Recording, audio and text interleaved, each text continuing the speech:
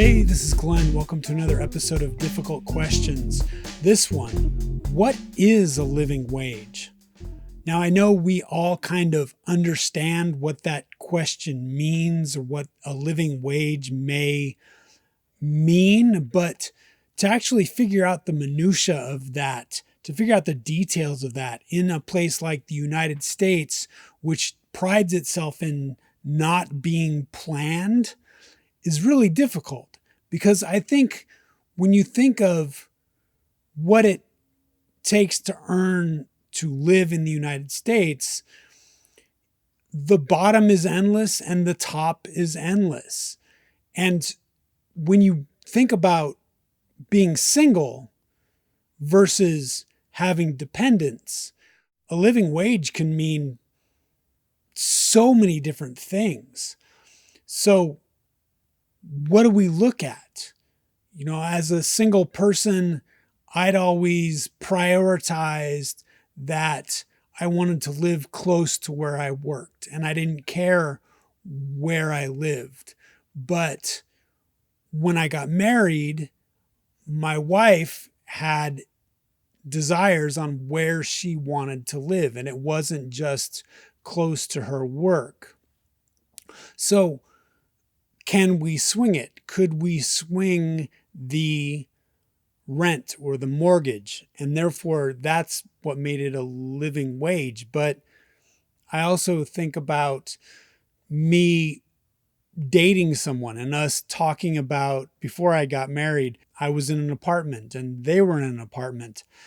Well, we could share the same bedroom because we were dating, and we could get a bigger place or get a better place in a less scary part of town while we were in school. So that was us figuring out what the living wage was.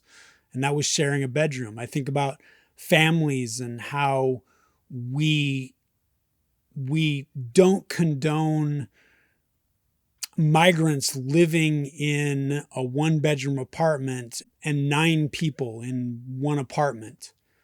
That's, to us, not a living wage. I was thinking about when I first started renting places. I was in my 20s, and the minimum acceptable living situation is 3 separate rooms. So a studio apartment.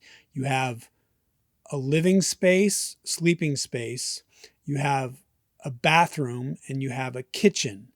And that is kind of the minimum acceptable legal way to live in the United States. But now in 2025, I'm in Los Angeles.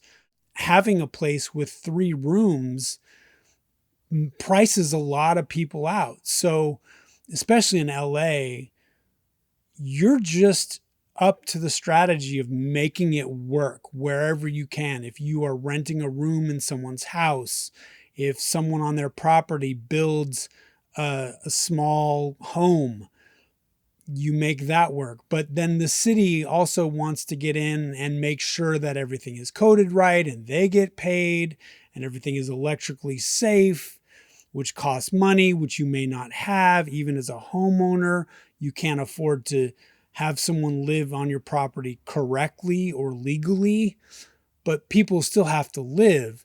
So I understand the desire to live correctly, and that meaning a living wage. A person with one job should be able to afford an apartment for their wife and child, or should a person be able to afford a one-bedroom apartment with their wife working and a child?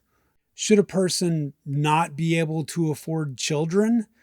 Who pays for the kids? And that, in the United States, is a real big question that we hate answering.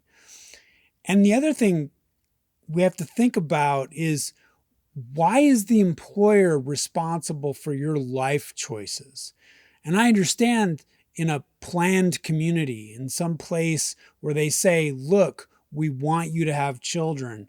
We want you to raise the next generation of society. So there is a certain minimum that we can afford that people will get paid, but then there's usually a certain maximum that people can get paid. And in the United States, we bought into this idea that your earning ability is potentially endless. You can become a millionaire. You have the freedom to become a millionaire. No one's going to tell you stay in your lane.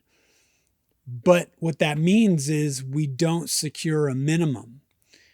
And as a person without children, why does an employer, why are they expected to pay for your children to live? Why does that job need to pay you a wage for you to live with your children, with your spouse? I don't know. I'm in a place where I live a very Spartan, minimalist lifestyle on purpose, so I can take the risks.